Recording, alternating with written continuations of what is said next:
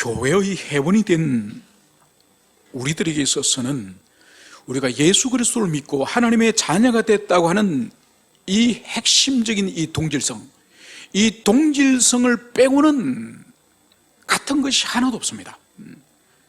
가정적인 출생의 배경이 다르고, 사회적 신분이 다르고, 경제적 능력이 다르고, 인격이 다르고, 교양이 다르고, 모든 상황들이 똑같은 사람들은 아무도 없습니다. 그래서 가장 우리 사회 가운데에서도 이 다양한 이질적인 사람들로 결합된 공동체 중에 어떻게 보면 최고라고 할 수 있는 공동체가 교회 공동체예요. 그 외에는 보세요. 어느 대학교 다 그 대학에 갈 만한 수준을 가는 사람들이 다 모였습니다. 어떤 기업, 그 기업에 다닐 만한 수준의 사람들이 다 거기에 모인 거죠. 심지어 해병대 전후에 다 해병대로서 3년 동안 군대에서 고생한 사람들이 함께 모여서 그 동질성을 가지고 있습니다. 그런데 교회 신앙 공동체인 이 그리스도를 머리로 하고 그의 몸된 우리에게는 예수 그리스도를 믿고 하나님의 자녀라고 하는 이 핵심적인 가치, 이것 빼고는 모든 것들이 다른 것이죠. 모든 수준이 다르고 모든 상황들이 다른 것을 볼 수 있습니다. 그 다름을 극복할 수 있는 것이 바로 이 동질성인 그리스도 예수를 믿는 이 믿음 때문에 우리가 형제라고 부르고 지체라고 부르고, 우리가 그렇게 육신의 우리의 혈족보다 더 가까이 그렇게 교제할 수 있는 그런 존재가 우리 그리스도 안에 있는 지체라는 것을 알 수 있습니다. 여러분, 바울이 이 14장 15장에 걸쳐서 지금 계속적으로 말씀하고 있는 것은 이 로마 교회 안에 이질적인 사람들이, 환경과 상황이 다른 사람들이 함께 공존하고 함께 신앙생활을 함으로 말미암아서 이 공동체에 지금 어려움이 있는 것을 말씀을 하고 있습니다. 그래서 이 바울은 이 성경 가운데서 믿음이 강한 자, 믿음이 약한 자, 그래서 강한 자와 약한 자라는 이 단어로서 이 로마 교회 안에 있는 사람들을 지금 분류하는 것을 여기서 볼 수 있습니다. 그래서 14장에 가면은 구체적으로 강한 자와 약한 자의 규정을 도대체 어떻게 하는 건지 그것을 구체적으로 말씀을 하고 있습니다.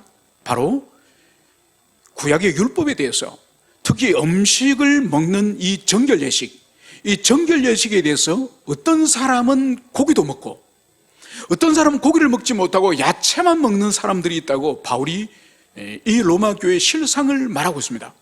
여러분, 이것이 뭘까요? 바로 로마 교회 안에 구약 성경의 레위기라든지 이 음식의 정결 규례가 있는 이 구약 성경을 여전히 문자 그대로 지키는 사람이 있다는 거죠. 바로 그 지키는 사람이 유대교 출신 유대인들이죠. 그래서 이 사람들에게 있어서는 예수 그리스도를 그리스도로 반드시 그것은 믿는 것뿐만 아니라 거기다 플러스 알파해야 될 것이 뭔가 하니까 음식을 아무거나 먹을 수 없다는 거죠. 그래서 분명히 구약 성경에서 하나님께서 이런 것은 먹어도 되고 이런 음식은 먹지 말라, 분명히 레위기에서 철저하게 이 정결 예식을 이 음식으로부터 주님께서 강조하셨는데, 이것은 여전히 지켜야 된다고, 문자 그대로 지켜야 된다고 생각하는 사람들이 바로 이 음식을, 고기를 먹지 못하는 사람들, 이렇게 바울이 명명을 하고 있습니다. 여러분, 실제로 로마를 비롯하여서 이 로마 제국의 도시에서 유통되어지는 고기들은 이 초대교회 때 먹기를 꺼렸던 이유들이 두 가지로 보통 추측을 합니다. 하나는 뭐냐? 하나는 이방인들이 먹는 고기들이 대부분 율법에서 허용된 고기들이 아닐 가능성이 높습니다. 그러니까 보십시오. 율법에서는 이 짐승의 이 육지의 짐승에 있어서도 굽이 갈라지거나 되새김질을 하는 그런 짐승 중심적으로 먹도록 그렇게 합니다. 그래서 양이나 염소나 소나 이런 것을 먹되 말고기, 낙타고기 이런 거 먹을 수 없습니다. 그래서 육지의 고기도 먹을 수 없는 것과 먹을 수 있는 것을 나누고, 새도 마찬가지요. 새도 비둘기라든지 이런 것은 먹을 수 있지만은 타조라든지 아니면 맹금류인 독수리, 매 이런 것은 먹을 수 없습니다. 그래서 조류 가운데서도 먹을 수 있는 것과 먹을 수 없는 것이 있고, 그리고 마지막으로 이 물고기. 이 물고기 같은 경우에도 껍질에 이제 비늘이 있는, 지느러미에 비늘이 있는 그런 것은 먹을 수가 있지만은 매끈매끈한 미꾸라지라든지 장어라든지 오늘날 우리는 아무 끓이낌 없이 먹지만은 그런 것도 먹을 수 없는 거죠. 이제 그렇기 때문에 유대인들은 예수 그리스도를 믿지만은 여전히 음식을 먹는 것은 율법대로 먹어야 된다. 그래서 공동체 안에 먹을 수 없는 음식이 있고 먹을 수 있는 음식이 있다고 이 사람들은 강하게 그것을 주장하는 거죠. 그러나 또 이방인들 중에서 예수를 믿고 교회 속으로 들어온 사람들이 볼 때는, 아니, 그리스도 예수를 믿고 모든 것이 이제 자유해졌는데, 우리 하나님께서 자유를 주셨는데 또 여전히 무엇을 먹을 수 있고 먹을 수 없고, 그래서 고기는 안 되고 이런 것이 없다는 거죠. 그렇죠. 첫째는 율법에 근거한 이 음식의 규례에 따라서 이 먹을 수 없는 고기와 먹을 수 있는 고기로 이렇게 나누어서 볼 때, 이것은 유대인들이 볼 때는 옳지 않고, 또 그리스도인이 됐다 할지라도 이것은 먹어서는 안 된다. 그래서 율법이 정하는 이 규정 때문에 그렇다고 그렇게 여기는 이 하나의 견해가 있고, 두 번째는 뭔가 하니까 당시에 이렇게 시장에서 유통되어지는 고기들 가운데에 도시들마다 거대한 신전들이 다 있습니다. 그 도시의 주신들이 있지 않습니까? 그 주신들에게 이 고기를 도축을 하면은 그 도축한 고기를 이렇게 바치고 그 후에 시장에 유통이 되는 거예요. 그러니까 제사를 드린 이 그리스도인의 유대교 입장으로 볼 때는 이 짐승 고기가 제사 제물로 바친, 그것도 이방의 우상들에게 제물로 바친 짐승이기 때문에 이것은 먹을 수 없다고 보는 거죠. 그래서 규정적으로 먹을 수 없는 짐승으로 규정됐든지 아니면은 이방 신전의 제사로 바쳐졌던 짐승이든지 간에 아무튼 이것은 먹을 수 없다. 그러나 이교도 출신, 이방인 출신 이런 사람은 그리스도 예수를 믿고 나서 모든 것이 이제 율법으로부터 자유해졌기 때문에 먹는 거라든지 이런 거로부터 이제는 매일 필요가 없다고 생각하는 거죠. 그래서 그 사람들은 자유롭게 그런 것을 먹는 거죠. 그래서 바울이 14장에서 먹는 자와 먹을 수 없는 자에 대해서 분명히 나누고, 그리고 믿음이 강한 자와 믿음이 약한 자를 또 나누는 것을 볼 수 있습니다. 그래서 이 두 지체들이 한 공동체 안에 함께 있음을, 이것을 볼 수 있는 거죠. 여러분, 오늘날은 이런 구분에 따라서 신앙생활을 하는 사람들이 없습니다. 오늘날 신앙생활을 하는 사람들 중에서 특별히 음식을 가린 사람이 없죠, 그죠? 오늘날은 다 자유하게 개인적인 어떤 체질이라든지 개인적인 건강상으로 음식을 먹지 않을 뿐이지, 구약의 율법에 근거해서 뭐 나는 추어탕을 먹지 않는다, 나는 장어구이를 먹지 않는다, 나는 삼겹살을 먹지 않는다, 이런 사람은 오늘날 찾아볼 수 없습니다. 아무튼 이런 이해를 가지고 오늘 우리가 15장을 이제 들어가도록 그렇게 하겠습니다. 오늘 바울 사도는 공동체에 있는 이 두 부류의 그리스도인을 향해서 오늘 1절에서 이렇게 말씀합니다. 믿음이 강한 우리는 마땅히 믿음이 약한 자의 약점을 담당하고 자기를 기쁘게 하지 아니할 것이라. 여러분, 오늘 바울 사도는 믿음이 강한 자와 약한 자가 함께 공동체에 공존을 하고 있는데, 이 믿음이 약한 자, 즉 먹을 수 있는 음식과 먹을 수 없는 음식을 아주 까다롭게 가리는 이 사람들을 믿음이 강한 사람이 어떻게 해야 되느냐? 바로 약한 자의 약점을 담당하고 자기를 기쁘게 하지 아니할 것이라. 여러분, 믿음이 약한 자들을 향해서 먹을 수 없는 음식이 있다고 까다롭게 가렸던 사람들 향해서 그 로마 교회에서 비난과 정죄가 있었습니다. 그리고 왜 그리스도께서 이미 자유케 하셨는데 왜 아직도 구약의 율법에 아직도 매여서 그렇게 살아가느냐? 그러면서 먹지 못하는 음식을 가리는 그 사람들 향해서 자유한 자들이 그들을 비난하고 정죄를 한 거예요.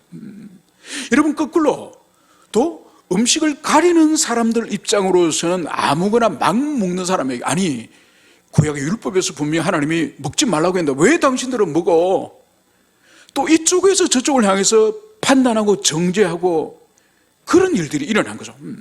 바로 그 문제에 대해서 오늘 분명히 오늘 바울 사도는 바로 이 믿음이 약한 자의 약점, 즉 음식을 가려서 먹는 이 사람들의 이 약점, 이것에 대해서 믿음이 강한 사람이 어떻게 하라고요? 담당하고. 여러분, 담당하다는 이 의미가 헬라어로 이 의미가 바로 뭔가 하니까 짊어지다는 의미예요. 그래서 누가복음 14장에서는 십자가를 짊어지다 할 때 이 짊어지다와 이 약점을 담당하고 이 담당하다는 이 동사가 같은 동사예요. 그러니까 뭔가 하니까 결국은 믿음이 강한 자가 약한 자의 그 연약한 부분을 책임을 지고 그것을 짊어지고 그것에 대해서 자기 희생을 하라는 것을 바울이 여기서 말씀을 하고 있습니다. 여러분, 보통 공동체 안에서나 가정 안에서 믿음이 약한 사람과 믿음이 강한 사람이 있으면 보통 어떻게 되기가 쉽습니까? 보통 강한 사람이 약한 사람을 판단하고 정죄하는 일이 훨씬 빈번히 일어납니다. 아니, 왜 당신은 지금 신앙생활 한 지가 몇 년째인데 아직도 그 수준밖에 되지 않아? 아니, 당신은 저 사람이랑 같이 신앙생활, 저 사람은 벌써 저 수준인데 왜 당신은 아직 바닥을 헤매고 있는 거야? 보통 연약한 사람의 약점을 강한 사람들이 판단하고 정죄하고 비난합니다. 여러분, 그러면 어떤 일이 벌어지죠? 연약한 사람들이 기분 좋겠습니까? 마음이 상하는 거죠. 자신이 누군가 비교가 되어지고 누구가 비교를 해서 자신이 더 열등하다는 것을 판단을 받으면 마음이 상하는 거죠. 그럼 이 마음이 상하는 사람이 믿음이 강한 사람을 어떻게 합니까? 그래, 네 잘났다. 네 잘났다 그래. 여러분, 그러면 절대로 인간관계, 공동체 지체 관계에 이 화평이 없습니다. 서로 비난하고 서로 조롱하고 이렇게 되면 결코 샬롬을 경험하지 못하는 거죠. 그래서 주님께서는 이 믿음이 강한 자, 이 믿음이 강한 자라고 말할 때 이 믿음은 믿어서 구원을 받는 그 절대적인 믿음을 말하는 것이 아니에요. 여기는 이 믿음은 하나님의 계시의 말씀과 하나님의 뜻에 대해서 더 온전히 순종하고 더 온전히 그분을 의지하는 그 믿음을 말하는 거예요. 그래서 이 믿음이, 이 강한 자가 믿음의 약한 자를 오히려 섬기고 오히려 배려하고 오히려 연약한 그 짐을 너 자신이 지라. 이것을 오늘 바울 사도가 여기서 말씀하고 있는 것을 볼 수 있습니다. 여러분, 그래서 이런 말이 있지 않습니까?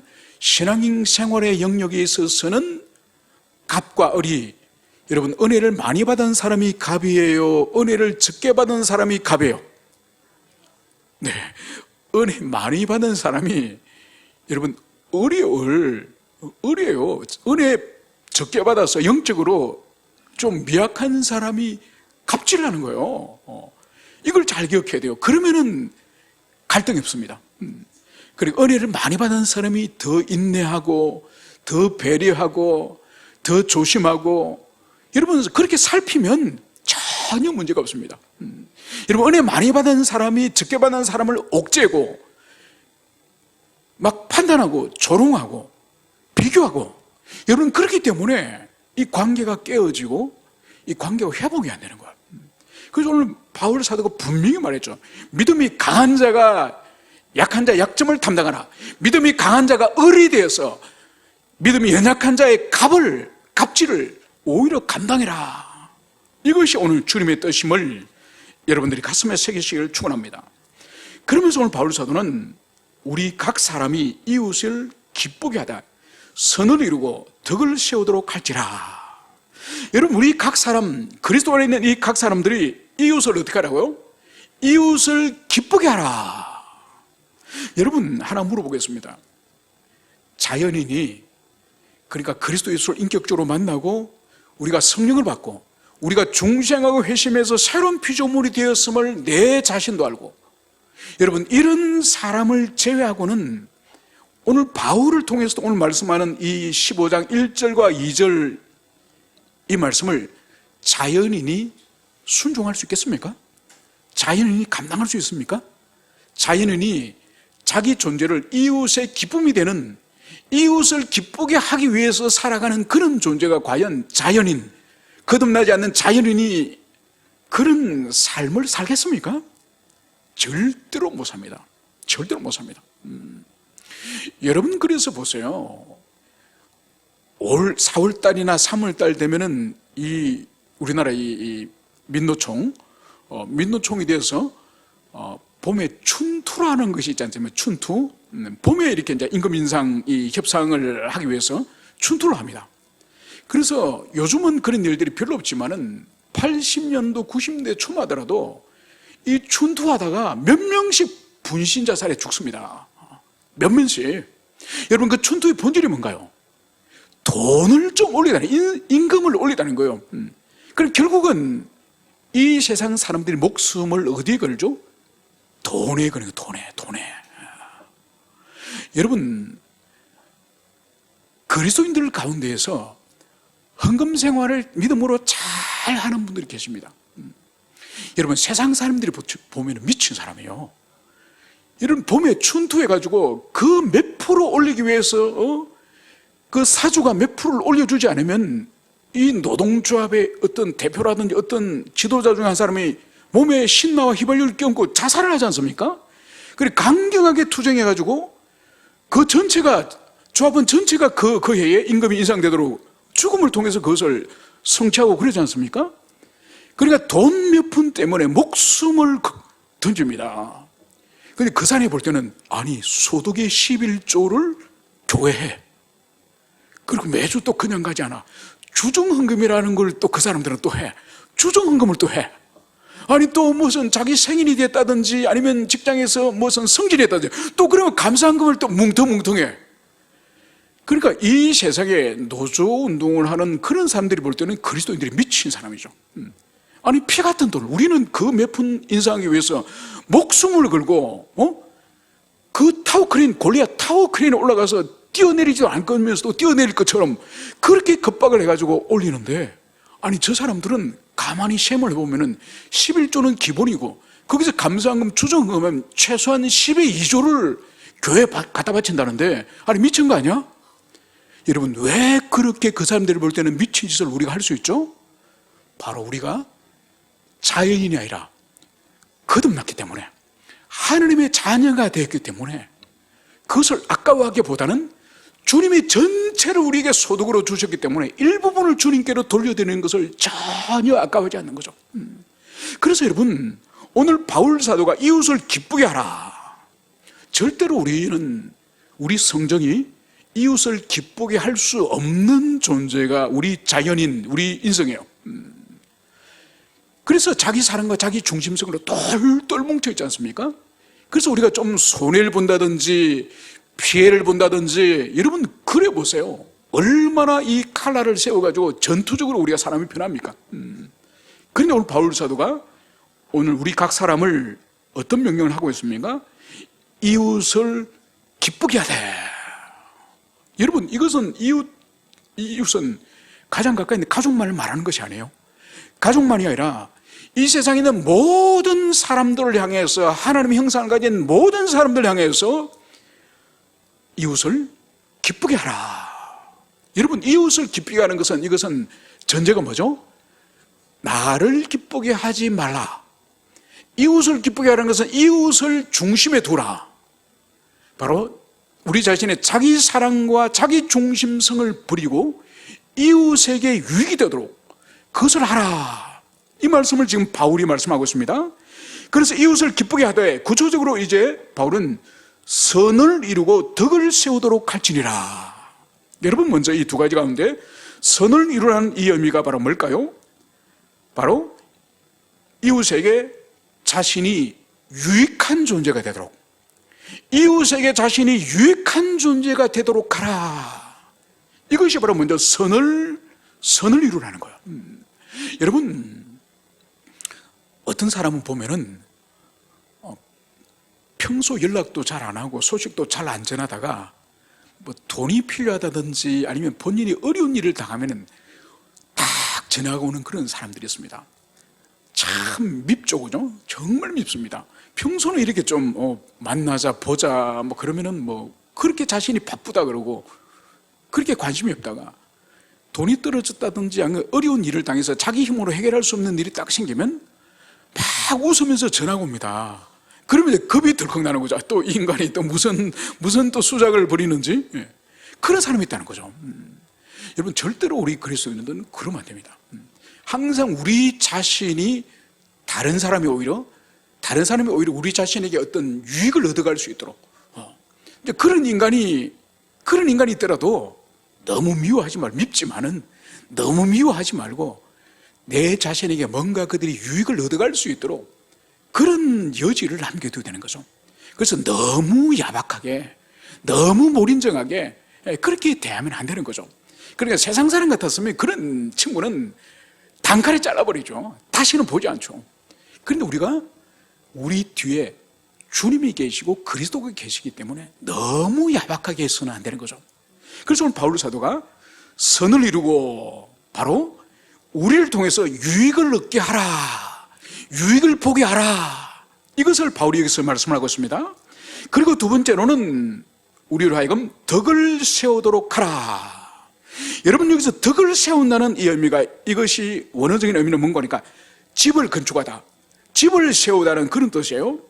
바로 뭔가 하니까 우리를 통하여서 이웃집을 세우도록, 이웃집을 건축하도록 하라, 이 의미예요. 여러분, 이웃집을 하나 건축해 주 보셨습니까? 여러분, 집을 한 채 짓는 게 얼마나 비용이 많이 듭니까? 그죠? 여러분, 요즘 한옥 같은 경우는 이 양옥보다 훨씬 비용이 많이 들어갑니다. 엄청 이 한옥은 비쌉니다. 여러분, 그런 집을 친구나 이웃을 위해서 한 채를 지어가지고 이웃을 위해서 집을 세워준다는 것은 이건 불가능한 일이에요. 그만큼 우리 존재가, 그리스도인의 존재가 바로 이웃의 지체의 신앙과 삶의 성숙에 있어서 우리 자신이 그들에게 유익을 끼쳐라, 그것을 여기서 말씀을 하고 있는 거죠. 여러분, 그래서 교회에 와가지고 어떤 지체에게 시험거리를 제공하는 그런 사람들이 있지 않습니까? 여러분, 이것은 참 덕을 끼치지 못하는 거죠. 그래서 오늘 덕을 세우도록 하라, 이 말씀은 바로 우리 존재나 우리 신앙의 모습들이라든지 우리 살아가는 모습을 다른 지체들이 우리를 볼 때에 참 도전이 되고 은혜가 되고, 그래서 우리 자신이 저 지체를 닮고 싶다, 내 인생에 어떤 어려움이 있으면 저 지체에게 어떤 물음을 물어보고 저 지체의 길을 물어보고, 그래서 저 지체를 통해서 내 신앙이 세워지고 내 신앙이 도전받길 원한다, 이것을 바로 오늘 바울이 말하는 거예요. 여러분, 그래서 공동체 안에서 우리 자신이 얼마나 모범적으로 얼마나 온전한 신앙과 삶을 살아야 될지 오늘 바울이 바로 선을 이루고 덕을 세우도록 하라, 이 말씀을 통해서 이 말씀이 우리에게 무엇을 말씀하라고 있는지 이것이 분명히 우리에게 나타나고 있습니다. 그러면서 오늘 보십시오. 3절에서는 우리 주님의 모본을 여기서 말씀하고 있습니다. 그리스도께서도 자기를 기쁘게 하지 아니하셨나니 기록된 바 주를 비방하는 자들의 비방이 내게 미쳤나이다 함과 같으니라. 여러분, 우리 주님의 지상의 생애 가운데서 주님은 자기를 만족시키거나 자기를 기쁘시게 하는 그런 삶을 주님이 사셨습니까?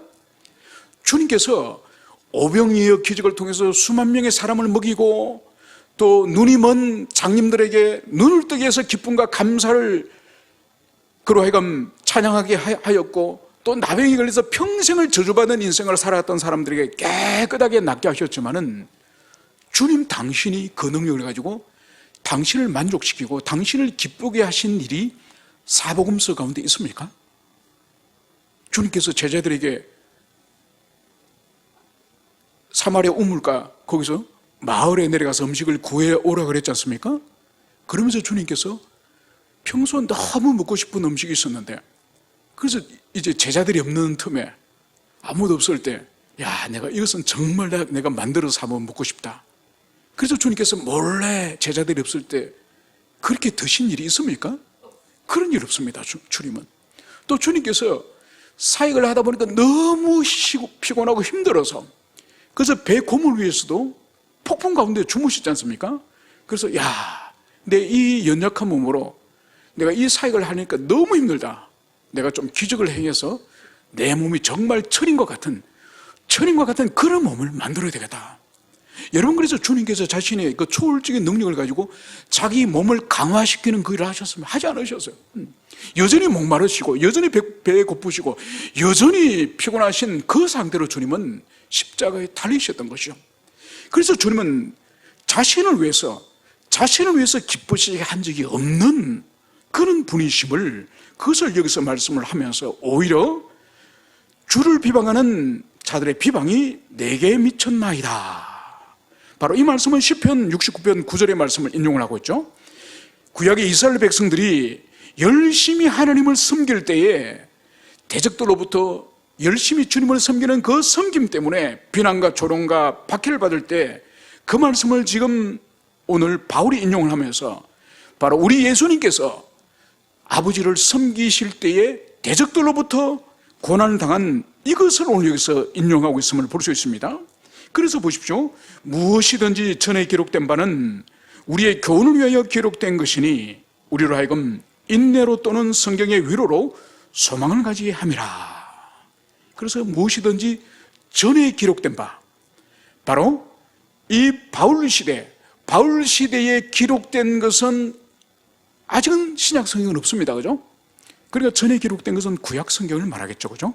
그 구약 성경이 기록된 것이 목적이 무엇이라고요? 우리의 교훈을 위하여 기록된 것이니 우리로 하여금 인내로 또는 성경의 위로로 소망을 가지게 하렴이라. 바로 우리로 하여금 인내와 성경의 위로로 우리로 하여금 소망을 가지도록 하기 위해서 이 구약 성경이 기록되었음을, 이것을 여기서 말씀을 하고 있습니다. 그러면서 5절과 6절 보십시오. 이제 인내와 위로의 하나님이 너희로 그리스도 예수를 본받아 서로 뜻이 같게 하여 주사 한 마음과 한 입으로 하나님 곧 우리 주 예수 그리스도의 아버지께 영광을 돌리게 하려 하노라. 여러분, 로마 교회 안에 많은 이질적인 신앙의 수준도 다르고 교양의 수준도 다르고 지식의 수준도 다르고 경제 수준도 다르고 사회적 신분도, 노예도 있는가 하면은 왕족도 있는가 하면은 귀족도 있는가 하면은 이 많은 이질적인 요소 가운데서 바로 주님께서 이들을 한 공동체 삼으신 그 목적이 바로 뭐라고요? 너희로 그리스도 예수를 본받아 서로 뜻이 같게 하여 주사. 모든 다른 이질적인 요소를 극복할 수 있는 원동력이 뭔가요? 하나님의 은혜죠. 그 하나님의 은혜로 예수 그리스도를 본받는, 우리 주님을 닮아가는 이것이 바로 주님의, 우리가 한 교회 되고 한 지체 되게 하신 그 목적인 것을 여기서 볼 수 있습니다. 여러분, 그래서 보세요. 이제 한 마음과 한 입으로 그리스도의 아버지께 영광을 돌리게 하려 함이라.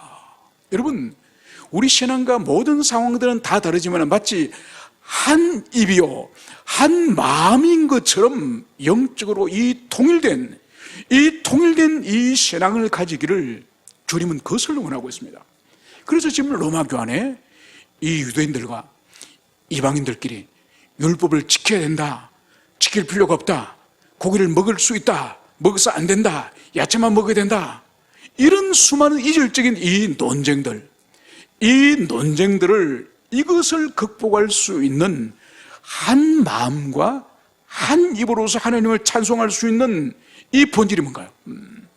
이 본질이 바로 인내와 위로의 하나님, 바로 인내와 위로의 하나님의 이 은택으로 우리가 주님을 닮아갈 때, 우리가 함께 주님을 닮아갈 때, 그래서 우리가 모든 이질적인 다름을 극복하고 한 몸과 한 입으로 하나님께 영광을 돌릴 수 있다. 이것을 여기서 말씀을 하고 있는 것이죠. 여러분, 그래서 교회 공동체 안에서 가장 불쌍한 사람이 누굴까요? 여러분, 가장 불쌍한 사람은 다른 사람이 아니에요. 하나님이 그 공동체에 주시는 하나님의 은혜, 한 마음과 한 입이 되게 하는 이 은혜의 경험에 함께 공감하지 못하는, 이 은혜에 공감하지 못하는 이 사람이 가장 불쌍한 사람이에요.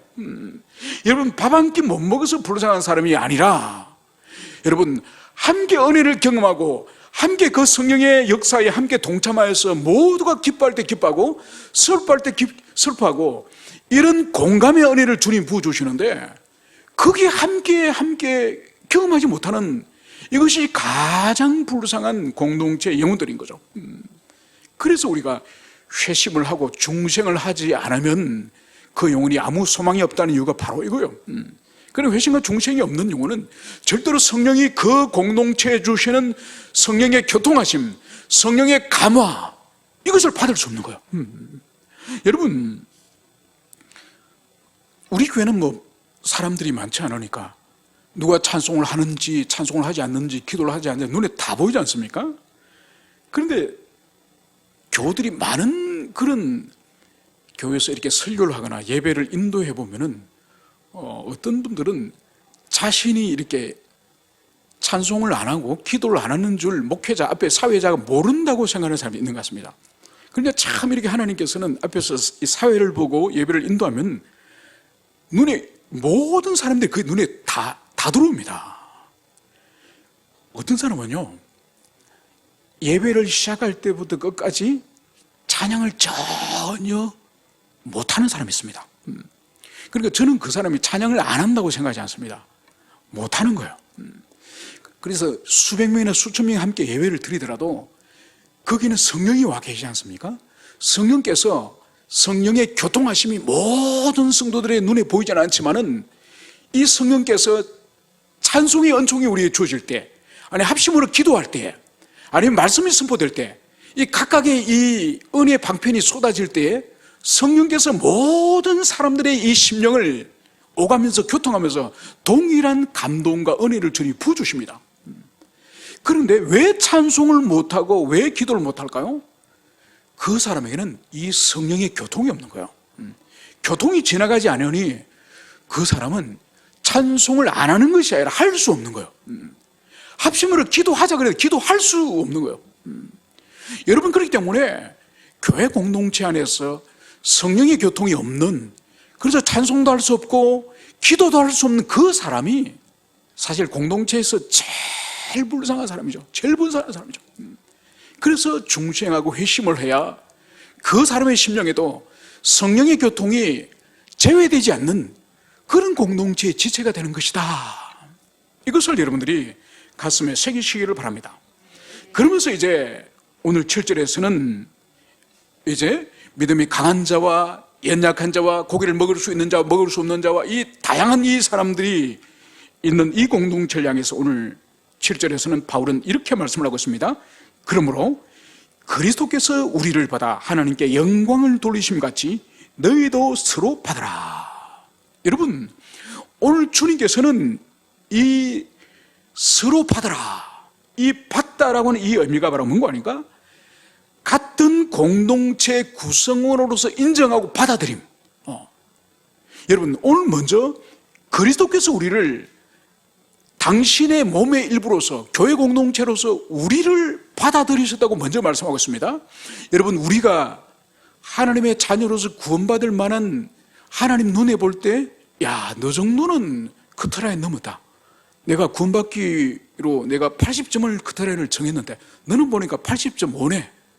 여러분, 그래서 구원받은 사람 여러분 가운데 한 사람은 있습니까? 아무도 없습니다. 여러분, 우리가 구원받은 것은 은혜요, 선물입니다. 여러분, 은혜와 선물을 그 값을 주고 돈을 주고 사는 것을 은혜와 선물이라고 그럽니까? 아니죠, 그죠? 은혜와 선물은 값없이 받는 것이 은혜와 선물이에요. 그래서 우리 누구 한 사람도 우리의 의를 통해서 구원을 받고 천국으로 들어갈 수 있는 사람은 누구도 없는 거예요. 그래도 오늘 주님이 어떻게 하셨다고요? 그리스도께서 우리를 받아, 바로 주님께서 우리를 당신의 교회, 당신의 물이 된 그 몸의 일부인 교회로 삼으셨음을 그것을 말씀하면서 그래서 너희도 서로 받아라. 여러분, 그래서 이 지상에 있는 교회된 우리도 모두가 연약함과 허물과 약점과 그런 우리가 마음에 들지 않는 그런 부분들이 있지만은 오늘 바울 사도가 뭐라고요? 너희도 서로 받아라. 서로 받아라. 여러분, 주님이 이것을 말씀하고 있습니다. 여러분, 그래서 공동체는 이 서로 받아야 되는 이 당위, 이 당위는 다른 것이 아니에요. 주님이 전혀 받을 만한 값어치가 없는 우리 자신을 주님 받으셔서 당신의 몸 된 교회를 세우셨기 때문에 우리도 서로 받는 것이 마땅한 것을 오늘 주님께서 말씀하고 있습니다. 그래서 우리가 신앙생활 하다 보면 마음에 안 드는 지체들 있지 않습니까? 정말 저 지체는 정말 저런 것을 정말 보기 싫어. 저 지체는 왜 말을 또 저렇게 할까? 저 지체는 왜 저렇게 촐싹댈까? 여러분, 우리의 이 은혜가 빠져나간 눈을 가지고 한 지체 한 지체를 가만히 살펴보면 마음에 안 드는 요소가 다 있습니다. 여러분, 그 상대방이 내를 볼 때는 없겠습니까? 당연히 있죠. 누구든지 서로가 다 있습니다. 그래서 이 지상에는 온전한 성도가 없기 때문에 내가 어떤 지체를 볼 때는 정말 왜 저렇게 살까? 왜 저렇게 구질구질하게 살까? 여러분, 나보다 경건이 훨씬 탁월한 사람이 나를 볼 때는 참 저 인간 왜 저렇게 살지? 여러분, 서로 그렇게 보이는 거예요. 여러분, 그렇기 때문에 오늘 주님께서는 너희도 서로 받아라, 이것을 여러분들이 가슴에 새기시기를 축원합니다. 그래서 오늘 1절에서는 오늘 바울 사도가 바로 너희들의 약점을 어떻게 하라고? 담당하라. 십자가를 예수님이 짊어지듯이 바로 지체의 약점을 짊어지라, 이 말씀을 하는 것처럼 이 7절에서는 너희는 서로 받아라, 받으러와 짊어지는 이것을 여러분들이 심령 가운데 분명히 여러분들이 기억을 하시길 바랍니다. 그러면서 이제 오늘 8, 9절에서는 바울이 마지막으로 이렇게 말씀을 하고 있습니다. 내가 말하노니 그리스도께서 하나님의 진실하심을 위하여 할례의 추종자가 되셨으니 이는 조상들에게 주신 약속을 견고하게 하시고 이방인들도 그 궁일하심을 말미암아 하나님께 영광을 돌리게 하려 하심이라 기록된 바, 그러므로 내가 열방 중에서 주께 감사하고 주의 이름을 찬송하리라 함과 같으니라. 여러분, 오늘 바울은 두 가지를 말씀하고 있습니다. 8절에서는 왜 예수님이 할례받은 유대인들의 종으로 이 세상에 오셨나? 바로 예수님이 하늘의 하나님이시지만은 할례받은 유대인의 종으로 이 땅에 오신 이유는 바로 그들의 조상에게 주신 언약, 그 언약의 말씀을 견고하게 온전히 이루기 위해서 오셨다. 그러면은 유대인들, 할례를 받은 유대인들의 종이기만 하느냐? 오늘 구절은 그것이 아니라는 거. 바로 이방인들도 그 궁일하심으로 말미암아 하나님께 영광을 돌리게 하려 함이라.